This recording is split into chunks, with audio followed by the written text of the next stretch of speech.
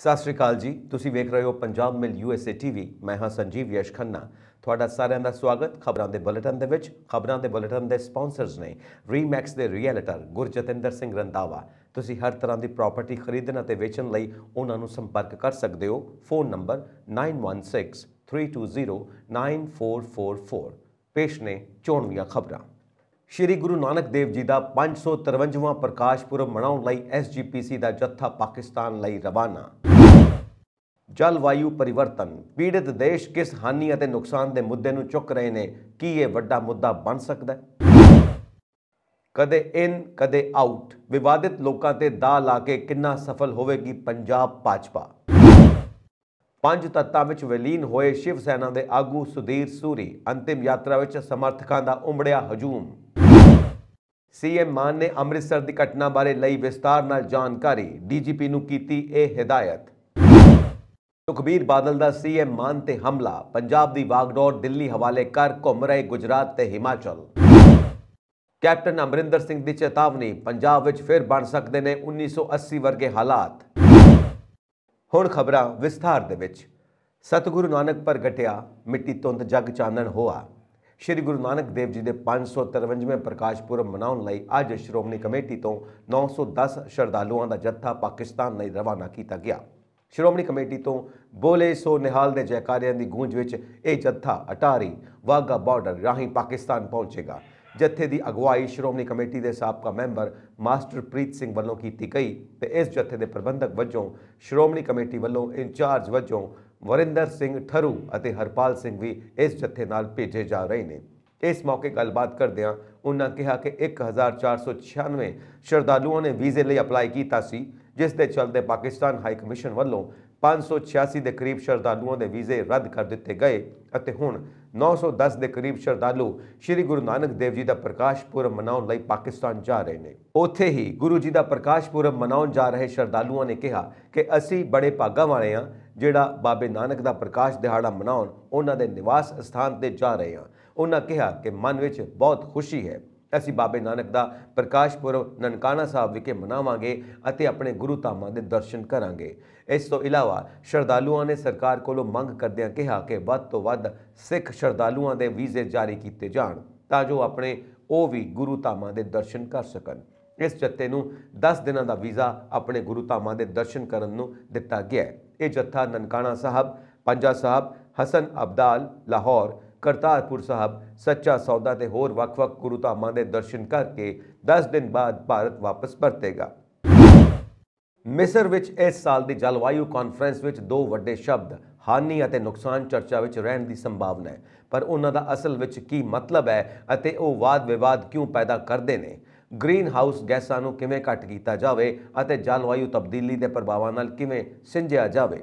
जलवायु वार्तावां ने हुण तक इन्हां दो सवालों से काफ़ी हद तक ध्यान केंद्रित किया है, पर इस साल की कॉन्फ्रेंस विच एक तीजा मुद्दा हावी हो सकता है। यह मुद्दा वड्डी उद्योगिक ताकत वाले देश बारे है जिन्हां दी समस्या वधाउण विच वधेरे भूमिका रही। कि अजिहे देशां नूं उन्हां देशां नूं भुगतान करना चाहिए जो सीधे तौर पर जलवायु तब्दीली के प्रभाव चल रहे हैं। जलवायु तब्दीली के नतीजों वजों हड़, सोका, तूफान, जमीन खिसकन अते जंगल की अग वर्गियां आफतां लगातार अते ज़्यादा तीव्र होंदियां जा रही ने। इस कारण सब तो वध प्रभावित देश इस दे नतीजों नाल नजिठण लई कई सालों तो वित्तीय सहायता की मंग कर रहे हैं। पिछले समय में वित्तीय संस्थावां द्वारा जलवायु वित्त जारी करन अते इस नूं प्राप्त करने वाले देशों नाल समस्यावां रहीआं ने। अंतरराष्ट्रीय वित्त एजेंसियों की नौकरशाही का मतलब है कि फंड उपलब्ध होने विच लंबा समा लगेगा अते कुछ प्राप्त करने वाले देश अजिहे ने जिन्हां विच खराब शासन अते भ्रष्टाचार दीआं समस्यावां हन। हालांकि गरीब देश हानि अते नुकसान नूं एक पक्षी बनाउण दी गल नूं तर्कसंगत नहीं मनणगे।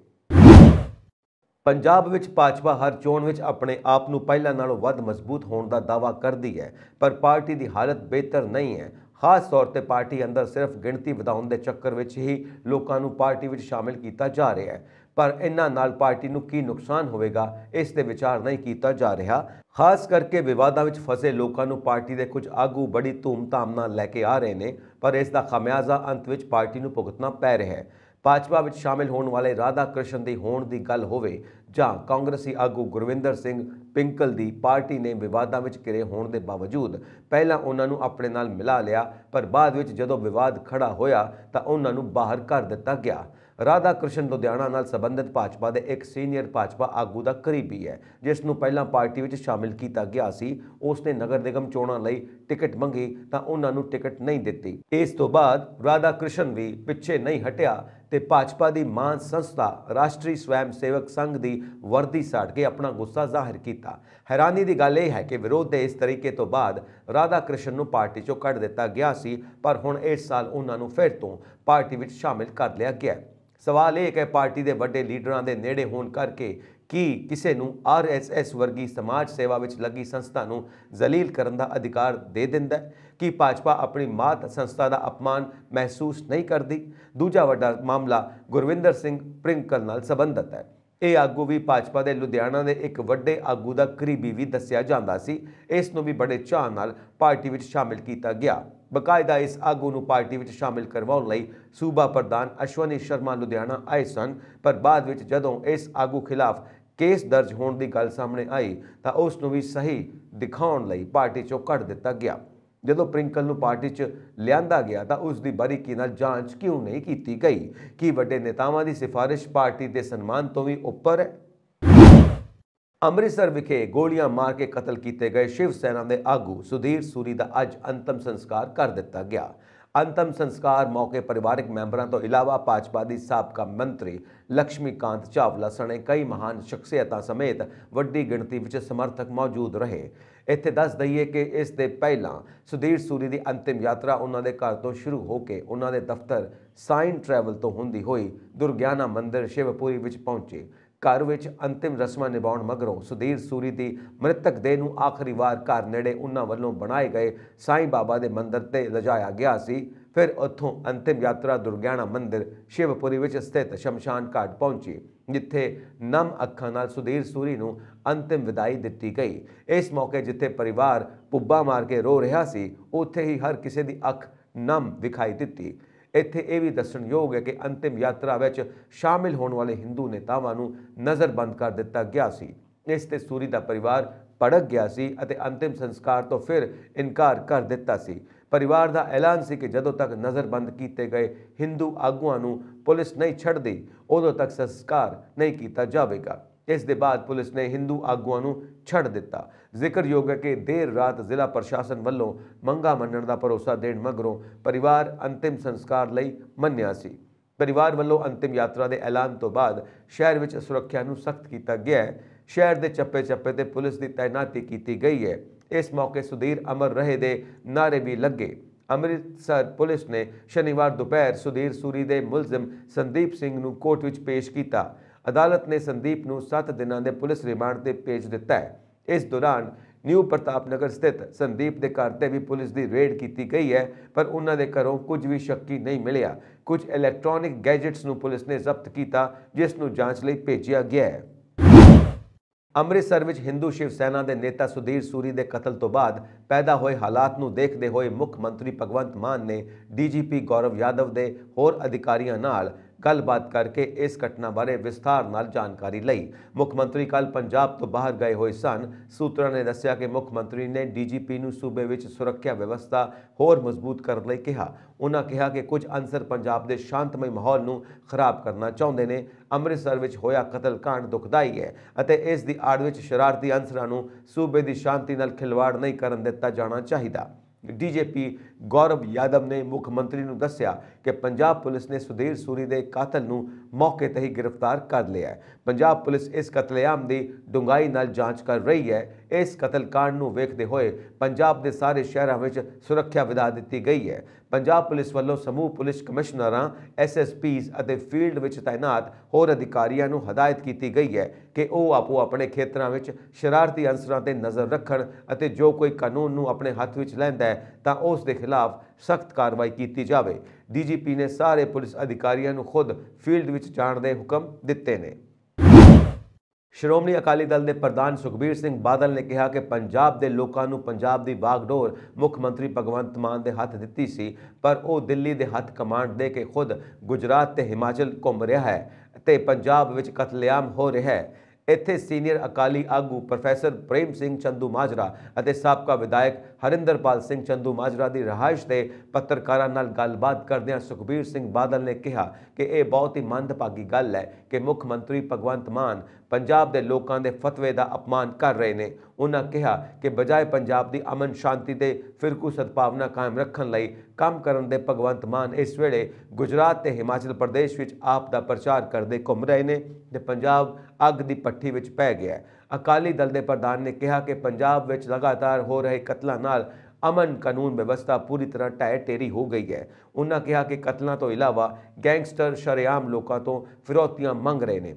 ਉਹਨਾਂ ਕਿਹਾ ਕਿ ਮੈਨੂੰ ਬਹੁਤ ਸਾਰੀਆਂ ਸ਼ਿਕਾਇਤਾਂ ਮਿਲੀਆਂ ਨੇ ਕਿ ਸ਼ਰੇਆਮ ਫਿਰੌਤੀਆਂ ਮੰਗੀਆਂ ਜਾ ਰਹੀਆਂ ਨੇ। ਉਹਨਾਂ ਕਿਹਾ ਕਿ ਲੋਕ ਡਰ ਦੇ ਪਰਛਾਵੇਂ ਵਿੱਚ ਨੇ ਅਤੇ ਇਸ ਗੱਲੋਂ ਕੋਈ ਸ਼ਿਕਾਇਤ ਨਹੀਂ ਕਰਦੇ ਕਿ ਪੁਲਿਸ ਕੋਈ ਕਾਰਵਾਈ ਨਹੀਂ ਕਰਦੀ ਤੇ ਪੰਜਾਬ ਵਿੱਚ ਗੁੰਡਾ ਰਾਜ ਹੈ। ਸੁਖਬੀਰ ਸਿੰਘ ਬਾਦਲ ਨੇ ਕਿਹਾ ਕਿ ਜਿੱਥੇ ਗੈਂਗਸਟਰਾਂ ਨੇ ਪੰਜਾਬ ਦੇ ਹਾਲਤ ਵਿਗਾੜ ਦਿੱਤੇ ਨੇ, ਉੱਥੇ ਹੀ ਸੱਤਾਧਾਰੀ ਪਾਰਟੀ ਦੇ ਆਗੂ ਭ੍ਰਸ਼ਟਾਚਾਰ ਵਿੱਚ ਲੱਗੇ ਨੇ, ਪਰ ਮੁੱਖ ਮੰਤਰੀ ਕੋਈ ਕਾਰਵਾਈ ਨਹੀਂ ਕਰ ਰਹੇ। ਉਹਨਾਂ ਕਿਹਾ ਕਿ ਪਹਿਲਾ ਮੰਤਰੀ ਫੌਜਾ ਸਿੰਘ ਸਰਾਰੀ ਦੀ ਆਡੀਓ ਸਾਹਮਣੇ ਆਈ ਕਿ ਉਹ ਕਿਵੇਂ ਲੋਕਾਂ ਤੋਂ ਪੈਸੇ ਲੁੱਟ ਰਹੇ ਨੇ ਤੇ ਹੁਣ ਵਿਧਾਇਕ ਸਰਬਜੀਤ ਕੌਰ ਮਣੂਕੇ ਤੇ 7 ਲੱਖ ਰੁਪਏ ਮਾਈਨਿੰਗ ਤੋਂ ਲੈਣ ਅਤੇ ਗੁਰਦਿੱਤ ਸੇਖੋਂ ਤੇ ਨਸ਼ਾ ਤਸਕਰਾਂ ਦੀ ਪੁਸ਼ਤ ਪਨਾਹੀ ਦੇ ਦੋਸ਼ ਲੱਗੇ ਨੇ।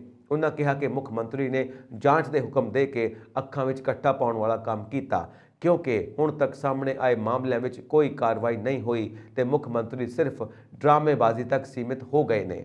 ਆਪ ਦੇ ਕਨਵੀਨਰ ਤੇ ਦਿੱਲੀ ਦੇ ਮੁੱਖ ਮੰਤਰੀ ਅਰਵਿੰਦ ਗੁਜਰਾਤ ਤੇ ਵਰਦਿਆਂ ਅਕਾਲੀ ਦਲ ਦੇ ਪ੍ਰਧਾਨ ਨੇ ਕਿਹਾ ਕਿ ਜਿੰਨਾ ਝੂਠ ਉਹ ਪੰਜਾਬ ਵਿੱਚ ਬੋਲ ਕੇ ਗਏ ਸਨ, ਉਸ ਤੋਂ ਦੁੱਗਣੇ ਗੁਜਰਾਤ ਵਿੱਚ ਬੋਲ ਰਹੇ ਨੇ। ਭਾਰਤੀ ਜਨਤਾ ਪਾਰਟੀ ਦੇ ਸੀਨੀਅਰ ਆਗੂ ਅਤੇ ਸਾਬਕਾ ਮੁੱਖ ਮੰਤਰੀ ਕੈਪਟਨ ਅਮਰਿੰਦਰ ਸਿੰਘ ਨੇ ਅੱਜ ਪੰਜਾਬ ਵਿੱਚ 1980 ਦੇ ਕਾਲੇ ਦੌਰ ਦੀ ਵਾਪਸੀ ਵਿਰੁੱਧ ਚੇਤਾਵਨੀ ਦਿੰਦਿਆਂ ਕਿਹਾ ਕਿ ਅੱਜ ਜਿਸ ਤਰ੍ਹਾਂ ਸੂਬੇ ਵਿੱਚ ਹਾਲਾਤ ਬਣ ਰਹੇ ਨੇ, ਉਹ 1980 ਦੇ ਦਿਨਾਂ ਦੀ ਯਾਦ ਦਿਵਾਉਂਦਾ ਹੈ, ਜੋ ਕਿ ਕਾਫੀ ਚਿੰਤਾਜਨਕ ਹੈ। ਕੈਪਟਨ ਅਮਰਿੰਦਰ ਨੇ ਸੂਬੇ ਦੀ ਆਮ ਆਦਮੀ ਪਾਰਟੀ ਦੀ ਸਰਕਾਰ ਦੀ ਅਸਫਲਤਾ ਦੀ ਵੀ ਨਿੰਦਾ ਕੀਤੀ, ਜਿਸ ਨੇ ਸ਼ੁੱਕਰਵਾਰ ਨੂੰ ਅੰਮ੍ਰਿਤਸਰ ਵਿੱਚ ਸ਼ਿਵ ਸੈਨਾ ਆਗੂ ਸੁਧੀਰ ਸੂਰੀ ਦੇ ਕਤਲ ਦੇ 24 ਘੰਟਿਆਂ ਬਾਅਦ ਵੀ ਕੋਈ ਕਾਰਵਾਈ ਨਹੀਂ ਕੀਤੀ। ਉਹਨਾਂ ਕਿਹਾ ਕਿ ਉਹ ਇਸ ਲਈ ਜ਼ਿਆਦਾ ਚਿੰਤਿਤ ਨੇ ਕਿਉਂਕਿ ਆਪ ਸਰਕਾਰ ਨੇ ਅਜਿਹੀ ਚਿੰਤਾਜਨਕ ਸਥਿਤੀ ਨੂੰ ਸੰਭਾਲਣ ਲਈ ਨਾ ਤਾਂ ਕੋਈ ਝੁਕਾਓ ਅਤੇ ਨਾ ਹੀ ਕੋਈ ਸਮਰੱਥਾ ਦਿਖਾਈ ਹੈ। ਉਹਨਾਂ ਕਿਹਾ, ਇੱਕ ਵਾਰ ਜਦੋਂ ਤੁਸੀਂ ਆਪਣੀ ਕਮਜ਼ੋਰੀ ਅਤੇ ਕਮੀਆਂ ਦਾ ਦੂਜਿਆਂ ਨੂੰ ਪਤਾ ਲੱਗਣ ਦਿੰਦੇ ਹੋ ਤਾਂ ਦੇਸ਼ ਵਿਰੋਧੀ ਸ਼ਕਤੀਆਂ ਇਸ ਦਾ ਫਾਇਦਾ ਉਠਾਉਣ ਲਈ ਪਾਬੰਦ ਹੋ ਜਾਂਦੀਆਂ ਨੇ ਅਤੇ ਹੁਣ ਪੰਜਾਬ ਵਿੱਚ ਇਹੀ ਹੋ ਰਿਹਾ ਹੈ। ਉਹਨਾਂ ਪੰਜਾਬ ਵਿੱਚ ਆਪ ਦੀ ਸਰਕਾਰ ਆਉਣ ਤੋਂ ਬਾਅਦ ਦੇਸ਼ ਵਿਰੋਧੀ ਤਾਕਤਾਂ ਦੀਆਂ ਵਧੀਆਂ ਗਤੀਵਿਧੀਆਂ ਦਾ ਜ਼ਿਕਰ ਕਰਦਿਆਂ ਕਿਹਾ, ਮੈਨੂੰ 1980 ਦੇ ਦਹਾਕੇ ਦੀ ਯਾਦ ਆ ਰਹੀ ਹੈ ਜਦੋਂ ਹਾਲਾਤ ਅੱਤਵਾਦ ਵੱਲ ਵਧਣ ਅਤੇ ਵਿਗੜਨ ਲੱਗੇ ਅਤੇ ਸਾਨੂੰ ਇੰਨੀ ਵੱਡੀ ਕੀਮਤ ਚੁਕਾਉਣੀ ਪਈ ਸੀ। ਉਹਨਾਂ ਨੇ ਕਿਹਾ ਕਿ ਕਿਸੇ ਵੀ ਕਾਰਵਾਈ ਦੀ ਕੀ ਗੱਲ ਕਰੀਏ, ਆਪ ਦੇ ਕਿਸੇ ਵੀ ਵਿਅਕਤੀ ਨੇ ਹੁਣ ਤੱਕ ਸ਼ਿਵ ਸੈਨਾ ਨੇਤਾ ਦੇ ਬੇਰਹਿਮੀ ਨਾਲ ਕਤਲ ਦੀ ਨਿੰਦਾ ਵੀ ਨਹੀਂ ਕੀਤੀ। ਕੈਪਟਨ ਨੇ ਹੈਰਾਨੀ ਜ਼ਾਹਿਰ ਕੀਤੀ ਕਿ ਉੱਚ ਸੁਰੱਖਿਆ ਹੇਠ ਇੱਕ ਵਿਅਕਤੀ ਨੂੰ ਇੰਨੇ ਸਾਰੇ ਪੁਲਿਸ ਕਰਮਚਾਰੀਆਂ ਦੇ ਹੁੰਦਿਆਂ ਪੂਰੀ ਜਨਤਕ ਦ੍ਰਿਸ਼ਟੀ ਵਿੱਚ ਗੋਲੀ ਮਾਰ ਕੇ ਕਿਵੇਂ ਮਾਰਿਆ ਜਾ ਸਕਦਾ ਹੈ। ਸਰਕਾਰ ਨੇ ਕੀ ਕਾਰਵਾਈ ਕੀਤੀ? ਉਹਨਾਂ ਨੇ ਲੋਕਾਂ ਨੂੰ ਇਸ ਤਰ੍ਹਾਂ ਮਾਰਨ ਅਤੇ ਜ਼ਿੰਮੇਵਾਰ ਵਿਅਕਤੀਆਂ ਨੂੰ ਬਚਣ ਦੇਣ ਦੇ ਖਿਲਾਫ ਚੇਤਾਵਨੀ ਦਿੰਦਿਆਂ ਕਿਹਾ, ਉਹਨਾਂ ਕੱਟੜਪੰਥੀ ਪ੍ਰਚਾਰਕਾਂ ਅੰਮ੍ਰਿਤਪਾਲ ਸਿੰਘ ਨੂੰ ਖੁੱਲ੍ਹੇਆਮ ਹਿੰਸਾ ਦਾ ਪ੍ਰਚਾਰ ਅਤੇ ਵੱਖਵਾਦ ਦੀ ਭਾਸ਼ਾ ਬੋਲਣ ਲਈ ਖੁੱਲ੍ਹੇਆਮ ਮੌਕਾ ਦੇਣ ਲਈ ਆਪ ਸਰਕਾਰ ਦੀ ਆਲੋਚਨਾ ਕੀਤੀ। ਕੈਪਟਨ ਅਮਰਿੰਦਰ ਸਿੰਘ ਨੇ ਕਿਹਾ ਕਿ ਇਹ ਆਪ ਸਰਕਾਰ ਦੀ ਅਪਰਾਧਿਕ ਲਾਪਰਵਾਹੀ ਹੈ ਕਿਉਂਕਿ ਇਹ ਅਪਰਾਧ ਦੀਆਂ ਗੰਭੀਰ ਘਟਨਾਵਾਂ ਨਾਲ ਨਜਿੱਠਣ 'ਚ ਵਾਰ-ਵਾਰ ਅਸਫਲ ਰਹੀ ਹੈ। ਉਹਨਾਂ ਕਿਹਾ ਕਿ ਗੈਂਗਸਟਰ ਵੀ ਖੁੱਲ੍ਹੇਆਮ ਭੱਜ ਰਹੇ ਨੇ ਕਿਉਂਕਿ ਉਹ ਆਪਣੀ ਇੱਛਾ ਅਨੁਸਾਰ ਅੰਤਰਰਾਸ਼ਟਰੀ ਖੇਡ ਸਿਤਾਰਿਆਂ ਅਤੇ ਗਾਇਕਾਂ ਵਰਗੇ ਲੋਕਾਂ ਨੂੰ ਮਾਰ ਰਹੇ ਨੇ। ਉਹਨਾਂ ਇਹ ਵੀ ਖਦਸ਼ਾ ਪ੍ਰਗਟਾਇਆ ਕਿ ਦੇਸ਼ ਅਤੇ ਸੂਬੇ ਦੇ ਹਿੱਤਾਂ ਦੀਆਂ ਵਿਰੋਧੀ ਤਾਕਤਾਂ ਜਲਦੀ ਹੀ ਗੈਂਗਸਟਰਾਂ ਅਤੇ ਅੱਤਵਾਦੀਆਂ ਵਿਚਕਾਰ ਗੱਠਜੋੜ ਬਣ ਸਕਦੀਆਂ ਨੇ। ਮੈਨੂੰ ਯਕੀਨ ਨਹੀਂ ਹੈ ਕਿ ਉਹ ਪਹਿਲਾਂ ਹੀ ਇਹ ਕਰ ਚੁੱਕੇ ਨੇ ਜਾਂ ਨਹੀਂ, ਅਤੇ ਜੇਕਰ ਉਹ ਅਜਿਹਾ ਕਰਦੇ ਨੇ ਤਾਂ ਇਸ ਨਾਲ ਨਜਿੱਠਣ ਲਈ ਇਹ ਬਹੁਤ ਖਤਰਨਾਕ ਸਥਿਤੀ ਹੋਵੇਗੀ। ਉਹਨਾਂ ਸਰਕਾਰ ਨੂੰ ਚੇਤਾਵਨੀ ਦਿੰਦਿਆਂ ਕਿਹਾ ਕਿ ਉਹ ਇਸ ਬੁਰਾਈ ਨੂੰ ਹੁਣ ਹੀ ਖਤਮ ਕਰਨ ਲਈ ਕੋਈ ਨਾ ਕੋਈ ਕਦਮ ਜ਼ਰੂਰ ਚੁੱਕਣ।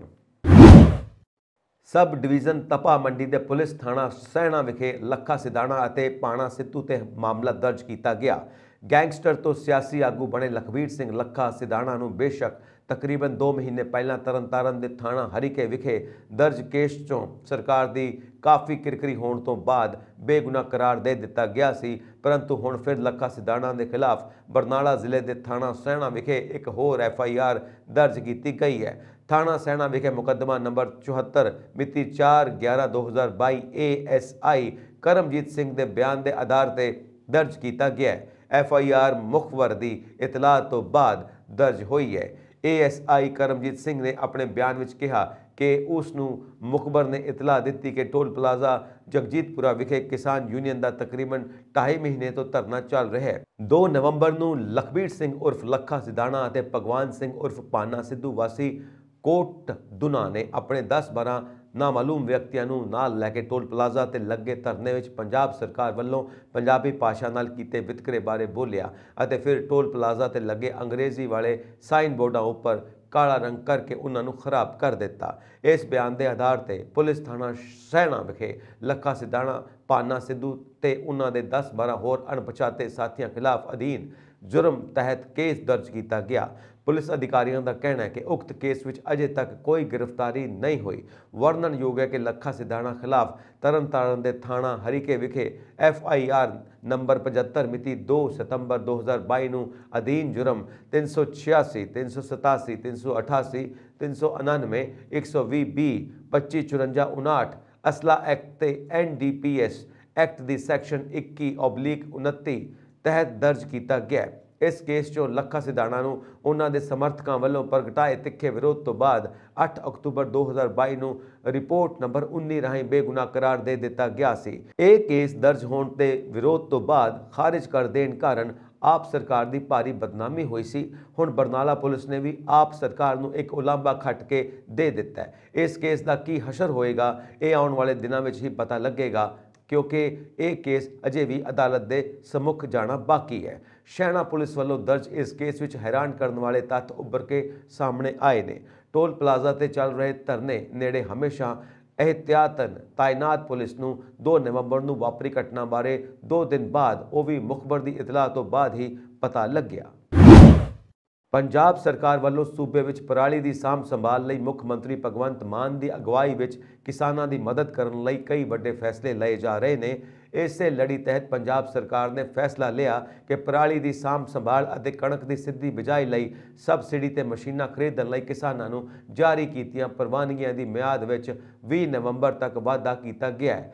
ਅੱਜ ਇੱਥੋਂ ਜਾਰੀ ਇੱਕ ਬਿਆਨ ਵਿੱਚ ਖੇਤੀਬਾੜੀ ਕਿਸਾਨ ਭਲਾਈ ਮੰਤਰੀ ਨੇ ਜਾਣਕਾਰੀ ਦਿੰਦਿਆਂ ਦੱਸਿਆ ਕਿ ਜਿਨ੍ਹਾਂ ਮਸ਼ੀਨਾਂ ਦੀਆਂ ਪ੍ਰਵਾਨਗੀਆਂ ਦੀ ਮਿਆਦ 7 ਨਵੰਬਰ 2022 ਤੱਕ ਖਤਮ ਹੋ ਰਹੀ ਹੈ, ਉਹਨਾਂ ਦੀ ਮਿਆਦ ਵਿੱਚ 20 ਨਵੰਬਰ 2022 ਤੱਕ ਦਾ ਵਾਧਾ ਕੀਤਾ ਗਿਆ। ਇਸ ਦੇ ਨਾਲ ਹੀ ਖੇਤੀਬਾੜੀ ਮੰਤਰੀ ਨੇ ਦੱਸਿਆ ਕਿ ਬੇਲਰ ਰੈਕ ਦੀਆਂ ਹੁਣ ਤੋਂ ਜਾਰੀ ਕੀਤੀਆਂ ਜਾਣ ਵਾਲੀਆਂ ਪ੍ਰਵਾਨਗੀਆਂ ਦੀ ਮਿਆਦ 21 ਦਿਨ ਦੀ ਹੋਵੇਗੀ। ਇਹ ਫੈਸਲਾ ਸਰਕਾਰ ਵੱਲੋਂ ਕਿਸਾਨਾਂ ਦੀ ਪਰਾਲੀ ਦੀ ਸਾਂਭ ਸੰਭਾਲ ਅਤੇ ਕਣਕ ਦੀ ਸਿੱਧੀ ਬਿਜਾਈ ਕਰਨ ਲਈ ਵੱਧ ਤੋਂ ਵੱਧ ਮਦਦ ਕਰਨ ਦੇ ਮਕਸਦ ਨਾਲ ਲਿਆ ਗਿਆ।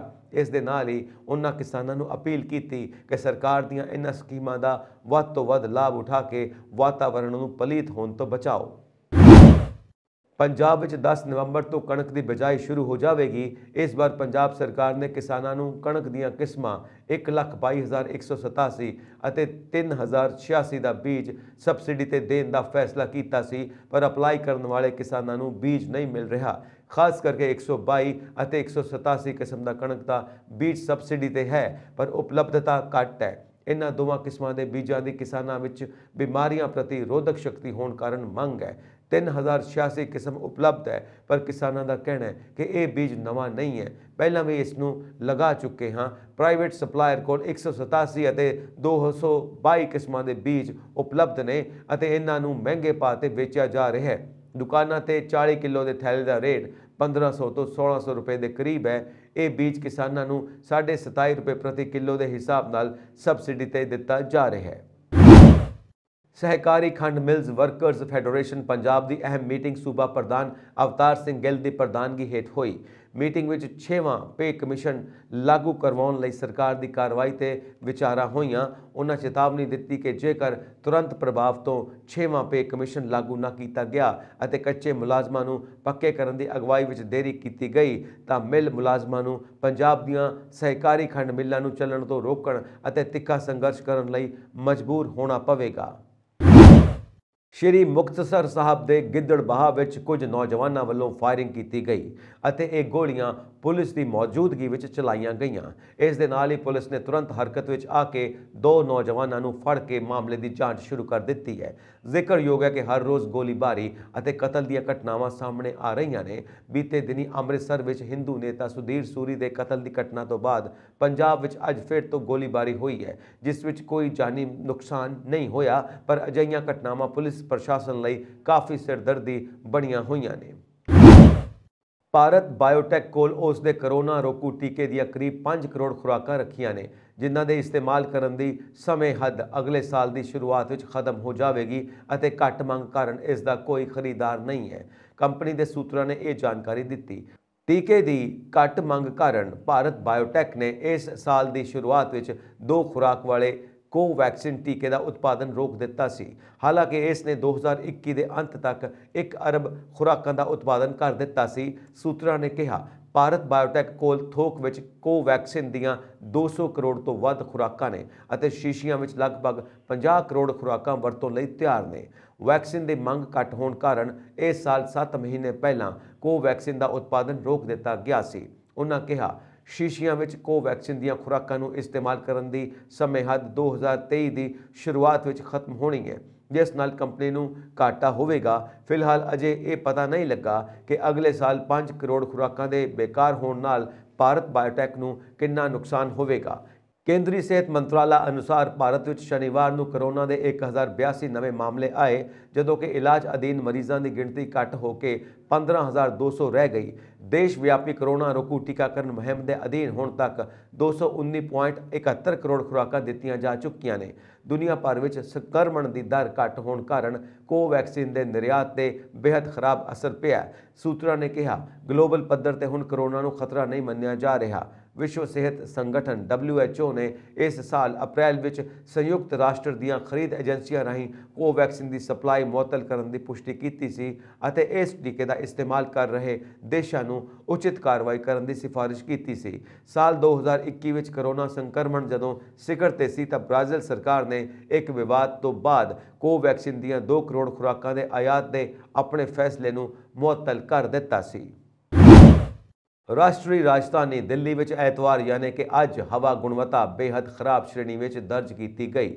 ਦਿੱਲੀ ਵਿੱਚ ਘੱਟ ਤੋਂ ਘੱਟ ਤਾਪਮਾਨ 17.5 ਡਿਗਰੀ ਸੈਲਸੀਅਸ ਰਿਹਾ, ਜੋ ਆਮ ਨਾਲੋਂ 3 ਡਿਗਰੀ ਵੱਧ ਹੈ। ਕੇਂਦਰੀ ਪ੍ਰਦੂਸ਼ਣ ਕੰਟਰੋਲ ਬੋਰਡ CPCB ਦੇ ਆંકੜਿਆਂ ਮੁਤਾਬਿਕ ਦਿੱਲੀ ਦੀ ਹਵਾ ਗੁਣਵੱਤਾ ਸੂਚਾਂਕ AQI ਸਵੇਰੇ 10:30 ਵਜੇ 331 ਦਰਜ ਕੀਤਾ ਗਿਆ। ਦੱਸ ਦਈਏ ਕਿ 0 ਤੋਂ 50 ਦਰਮਿਆਨ AQI ਚੰਗਾ 51 ਤੋਂ 100 ਦਰਮਿਆਨ, ਤਸੱਲੀ ਬਖਸ਼ 101 ਤੋਂ 200 ਦਰਮਿਆਨ, ਮੱਧ 201 ਤੋਂ 300 ਦਰਮਿਆਨ, ਖਰਾਬ 301 ਤੋਂ 400 ਦਰਮਿਆਨ, ਬਹੁਤ ਖਰਾਬ ਅਤੇ 401 ਤੋਂ 500 ਦਰਮਿਆਨ AIQ ਗੰਭੀਰ ਮੰਨਿਆ ਜਾਂਦਾ ਹੈ। ਭਾਰਤ ਮੌਸਮ ਵਿਗਿਆਨ ਵਿਭਾਗ IMD ਨੇ ਕਿਹਾ ਕਿ ਸਵੇਰੇ 8:30 ਵਜੇ ਸਾਪੇਖਿਕ ਨਮੀ 91% ਰਹੀ। IMD ਨੇ ਦਿਨ ਵਿੱਚ ਬੱਦਲ ਛਾਏ ਰਹਿਣ ਦਾ ਅਨੁਮਾਨ ਜਤਾਇਆ, ਜਦਕਿ ਐਤਵਾਰ ਨੂੰ ਵੱਧ ਤੋਂ ਵੱਧ ਤਾਪਮਾਨ 31 ਡਿਗਰੀ ਸੈਲਸੀਅਸ ਦੇ ਨੇੜੇ ਰਹਿਣ ਦਾ ਅਨੁਮਾਨ ਹੈ। ਦੱਸ ਦਈਏ ਕਿ ਦਿੱਲੀ ਵਿੱਚ ਹਵਾ ਪ੍ਰਦੂਸ਼ਣ ਦੀ ਸਥਿਤੀ ਬੇहद ਖਰਾਬ ਹੁੰਦੀ ਜਾ ਰਹੀ ਹੈ। ਸਾਹ ਲੈਣਾ ਵੀ ਔਖਾ ਹੁੰਦਾ ਜਾ ਰਿਹਾ ਹੈ। ਰੋਜ਼ਾਨਾ ਲੋਕ ਬਿਮਾਰ ਹੋ ਰਹੇ ਨੇ। ਇੱਕ ਸਰਵੇ ਵਿੱਚ ਇਹ ਗੱਲ ਸਾਹਮਣੇ ਆਈ ਕਿ ਹਰ 5 ਚੋਂ 4 ਪਰਿਵਾਰ ਬਿਮਾਰੀ ਦੀ ਲਪੇਟ ਵਿੱਚ ਆ ਰਹੇ ਨੇ। ਅਸਥਮਾ, ਸਾਹ ਲੈਣ ਵਿੱਚ ਤਕਲੀਫ ਅਤੇ ਬਲੱਡ ਪ੍ਰੈਸ਼ਰ ਦੇ ਮਰੀਜ਼ ਵੱਧਦੇ ਜਾ ਰਹੇ ਨੇ। ਪੰਜਾਬ ਵਿੱਚ ਇਸ ਹਫ਼ਤੇ ਠੰਡ ਹੋਰ ਜ਼ੋਰ ਫੜਨ ਜਾ ਰਹੀ ਹੈ। ਦਰਅਸਲ ਪੰਜਾਬ ਵਿੱਚ ਨਵਾਂ ਪੱਛਮੀ ਡਿਸਟਰਬੈਂਸ 8 ਨਵੰਬਰ ਤੋਂ ਸਰਗਰਮ ਹੋ ਰਿਹਾ ਹੈ, ਜਿਸ ਦੇ ਚੱਲਦੇ 8 ਨਵੰਬਰ ਤੋਂ ਬੂੰਦਾਬਾਂਦੀ ਦੇ ਆਸਾਰ ਨੇ। ਇਸ ਦੌਰਾਨ ਦਿਨ ਦਾ ਤਾਪਮਾਨ ਘੱਟ ਹੋਵੇਗਾ, ਜਿਸ ਨਾਲ ਠੰਡ ਦਾ ਜ਼ੋਰ ਫੜਨਾ ਸੁਭਾਵਕ ਹੈ। ਸ਼ਨੀਵਾਰ ਨੂੰ ਦਿਨ ਦਾ ਪਾਰਾ ਵੀ 30 ਤੋਂ 32 ਡਿਗਰੀ ਸੈਲਸੀਅਸ ਤੱਕ ਰਿਕਾਰਡ ਕੀਤਾ ਗਿਆ। ਮੌਸਮ ਵਿਭਾਗ ਮੁਤਾਬਿਕ ਹਿਮਾਚਲ ਵਿੱਚ ਇਸ ਹਫ਼ਤੇ ਜ਼ਿਆਦਾਤਰ ਖੇਤਰਾਂ ਵਿੱਚ ਮੀਂਹ ਦੇ ਆਸਾਰ ਨੇ। ਮੌਸਮ ਵਿਗਿਆਨੀਆਂ ਦਾ ਕਹਿਣਾ ਹੈ ਕਿ ਪੱਛਮੀ ਡਿਸਟਰਬੈਂਸ ਸਰਗਰਮ ਹੋਣ ਦੇ ਚੱਲਦੇ 6 ਨਵੰਬਰ ਨੂੰ ਚੋਟੀਆਂ ਤੇ ਬਰਫ਼ਬਾਰੀ ਅਤੇ ਹੇਠਲੇ ਖੇਤਰਾਂ ਵਿੱਚ ਮੀਂਹ ਦੇ ਆਸਾਰ ਨੇ। ਇੱਕ ਹਫ਼ਤੇ ਤੱਕ ਮੌਸਮ ਅਜਿਹਾ ਹੀ ਰਹੇਗਾ। ਇੱਥੇ ਇਹ ਵੀ ਦੱਸਣਯੋਗ ਹੈ ਕਿ ਸ਼ਨੀਵਾਰ ਨੂੰ ਸਭ ਤੋਂ ਘੱਟ ਤਾਪਮਾਨ ਲਾਹੌਲ ਦੇ ਕੁਕਮਸੇਰੀ ਵਿੱਚ 1.1 ਡਿਗਰੀ ਸੈਲਸੀਅਸ ਰਿਕਾਰਡ ਕੀਤਾ ਗਿਆ। ਮੌਸਮ ਵਿਭਾਗ ਤੋਂ ਮਿਲੇ ਆંકੜਿਆਂ ਅਨੁਸਾਰ ਸ਼ਿਮਲਾ ਵਿੱਚ 15.7 ਡਿਗਰੀ ਸੈਲਸੀਅਸ, ਭੁੰਤਰ ਵਿੱਚ 20.0 ਡਿਗਰੀ, ਕਲਪਾ ਵਿੱਚ 13.5 ਡਿਗਰੀ, ਮਨਾਲੀ ਵਿੱਚ 17 ਡਿਗਰੀ, ਕਾਂਗੜਾ ਵਿੱਚ 22.6 ਡਿਗਰੀ, ਡਲਹੌਜ਼ੀ ਵਿੱਚ 16.8 ਡਿਗਰੀ, ਕੁਫਰੀ ਵਿੱਚ 13.2 ਡਿਗਰੀ, ਰੁਕਾਂਗਪਿਓ ਵਿੱਚ 16.8 ਡਿਗਰੀ ਅਤੇ ਕਸੌਲੀ ਵਿੱਚ 17.9 ਡਿਗਰੀ ਸੈਲਸੀਅਸ ਤਾਪਮਾਨ ਰਿਕਾਰਡ ਕੀਤਾ ਗਿਆ ਹੈ। ਇਹ ਸਨ ਅੱਜ ਦੀਆਂ ਮੁੱਖ ਖਬਰਾਂ। ਹੋਰ ਅਪਡੇਟਸ ਦੇ ਲਈ ਵੇਖਦੇ ਰਹੋ ਪੰਜਾਬ ਮੇਲ USA TV। ਸਬਸਕ੍ਰਾਈਬ ਕਰੋ ਪੰਜਾਬ ਮੇਲ USA TV। ਸਤਿ ਸ਼੍ਰੀ ਅਕਾਲ ਜੀ।